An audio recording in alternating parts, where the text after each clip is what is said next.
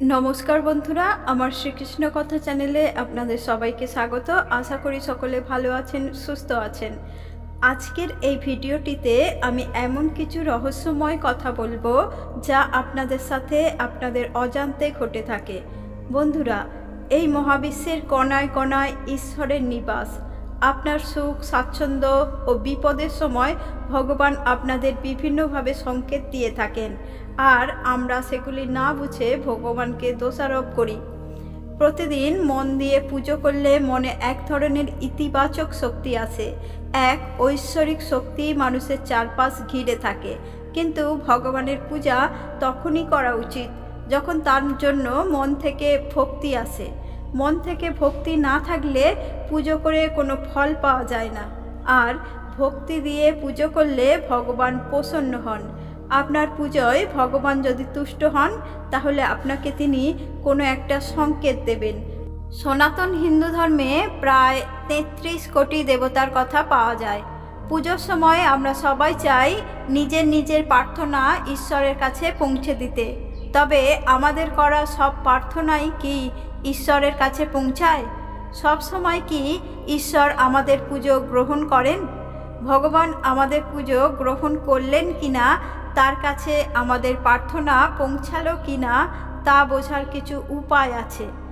একটু খেয়াল করলে দেখা যাবে যে পুজোর সময় আমরা এমন কিছু ঘটনার মুখোমুখি হই যেগুলো কিছু ইঙ্গিতবহ।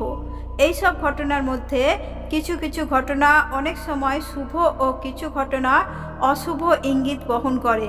আসুন জেনে নিই পুজোর সময় কোন কোন ঘটনা ঘটলে বুঝবেন যে ঈশ্বর আমাদের প্রার্থনা গ্রহণ করেছেন, এবং কোন কোন ঘটনা ঘটলে বুঝবেন যে আমাদের প্রার্থনা ভগবানের কাছে পৌঁছায়নি।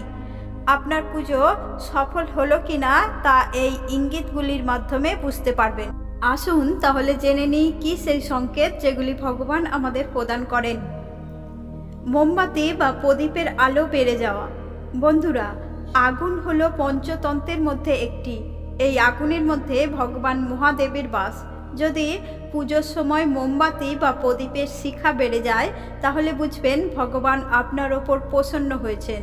এই সময় আপনি আপনার মনের ইচ্ছা ভগবানের কাছে বলতে পারেন।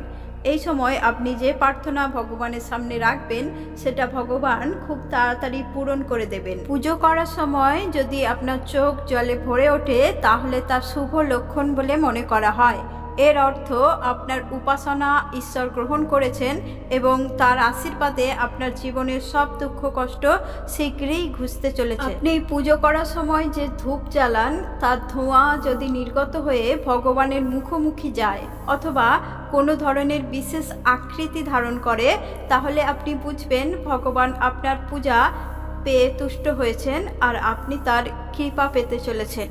আপনি পূজা করার সময় ধূপ জ্বালানোর আগেই যদি ধূপের সুগন্ধ চারিদিকে ছড়িয়ে পড়ে তাহলে আপনি বুঝবেন যে আপনি ভগবানের আশীর্বাদ পেতে চলেছেন। পুজো করার সময় যদি আপনার বাড়িতে কোনো ব্রাহ্মণ বা কোনো ভিক্ষুক আসে তাহলে তাকে ফিরিয়ে দেওয়া কখনোই উচিত নয়।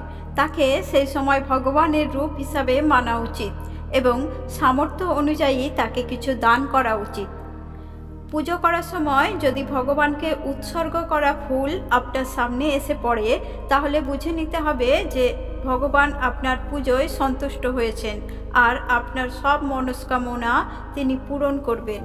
পুজো চলাকালীন বা পুজোর প্রস্তুতি করার সময় যদি কোনোভাবে আপনার হাত পুড়ে যায় তাহলে তা অশুভ হিসেবে মনে করা হয়।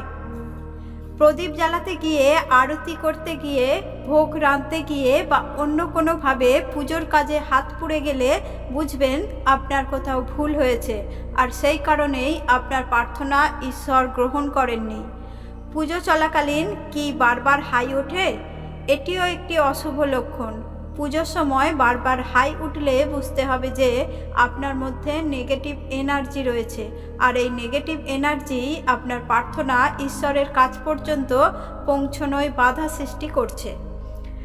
পুজো করতে বসে যদি হাঁচি হয় তাহলে বুঝতে হবে যে পুজোর সময় মনের যে ইচ্ছা বা প্রার্থনা ঈশ্বরের কাছে রাখা হয়েছে তা অপূর্ণই থেকে যাবে। বাড়িতে অশুভ শক্তি থাকলে এমনটা হয়। এমনটা বারবার হতে থাকলে দিনের যে কোনো সময়ে কর্পূরের সাথে 3টে লবঙ্গ দিয়ে জ্বালুন এবং সারা বাড়িতে সেই আগুন ঘোরান। এর ফলে আপনার বাড়িতে থাকা নেগেটিভ শক্তির প্রভাব নষ্ট হয়ে যাবে। বন্ধুরা, আমার এই ভিডিওটি যদি আপনাদের ভালো লেগে থাকে তাহলে একটি লাইক করুন এবং বন্ধুদের মধ্যে শেয়ার করতে ভুলবেন না, এবং কমেন্টে জয় শ্রীকৃষ্ণ, রাধে রাধে লিখতে ভুলবেন না যেন।